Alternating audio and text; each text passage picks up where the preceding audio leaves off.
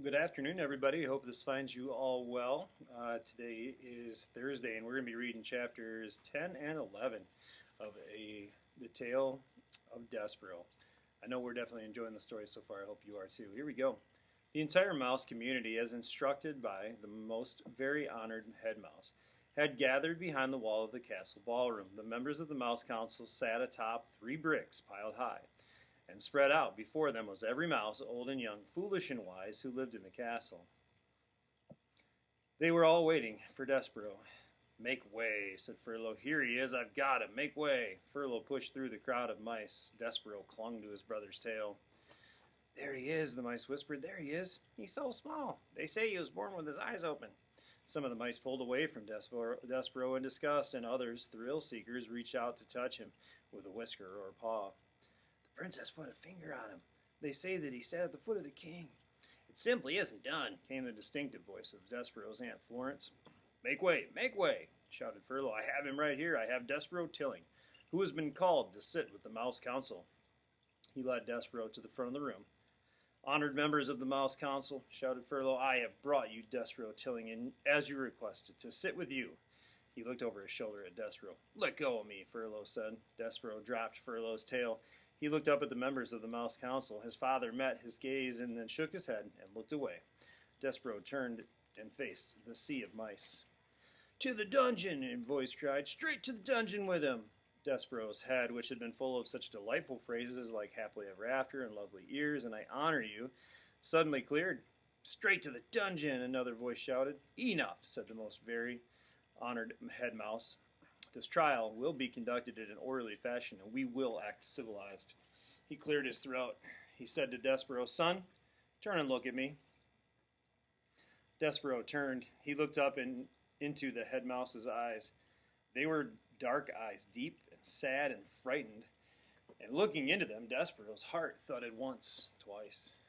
"Despereaux Tilling," said the head mouse. "Yes, sir," said Despereaux. "We, the 14 members of the Mouse Council, have discussed your behavior.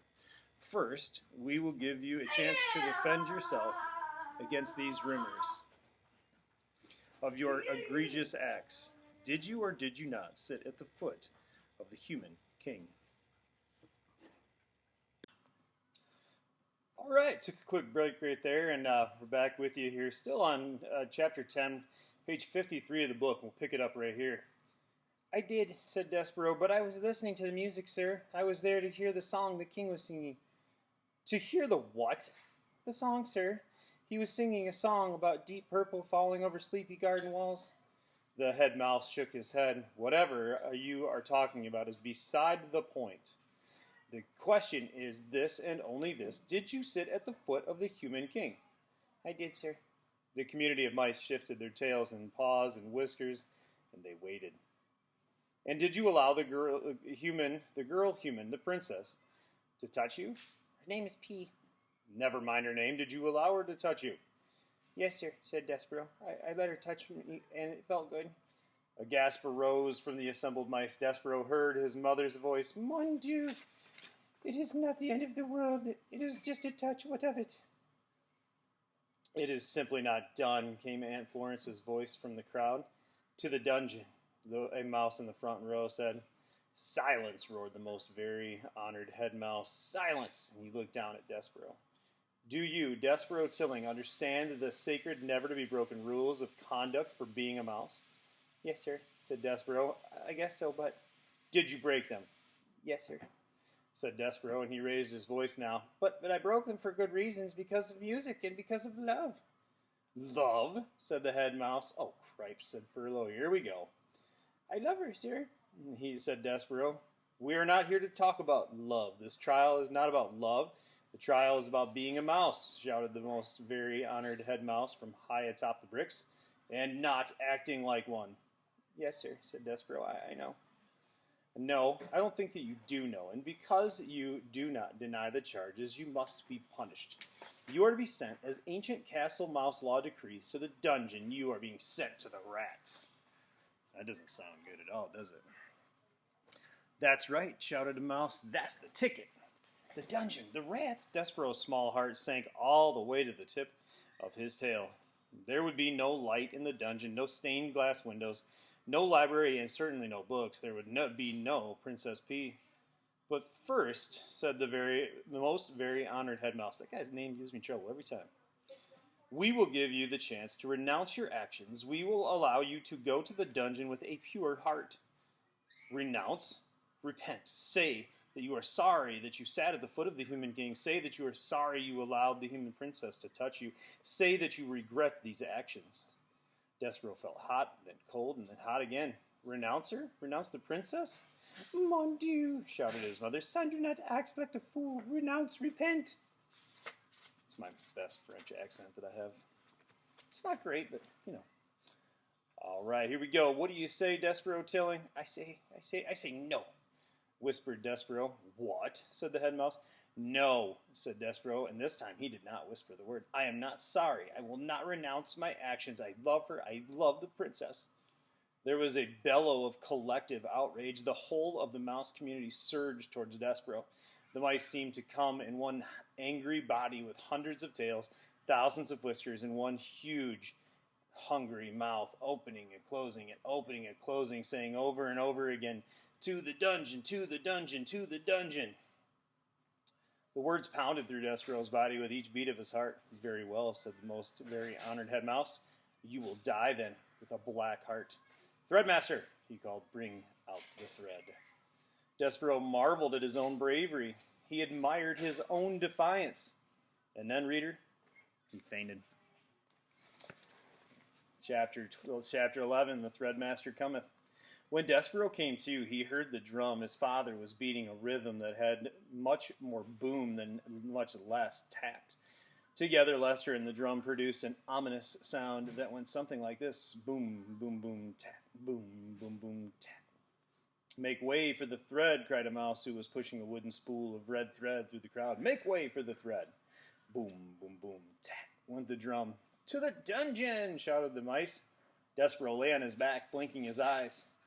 How, he wondered, had things gone so terribly wrong? Wasn't it a good thing to love? In the storybook, love was a very good thing, because the knight loved the fair maid, and he was able to rescue her. They lived happily ever after. It was so in the book. They were the last words on the page. Happily ever after. Despereaux was certain that he had read exactly those words time and time again. Now lying on the floor with the drum beating and the mice shouting and the threadmaster calling out, make way, make way. Despereaux had a sudden chilling thought. Had some other mouse eaten the words that spoke the truth? Did the knight and the fair maiden really not live happily ever after? Reader, do you believe that there is such a thing as happily ever after? Or like Despereaux, have you too begun to question the possibility of happy endings? Happily ever after, whispered Despereaux, happily ever after. He said it again and again as the spool of thread came to him to stop beside him.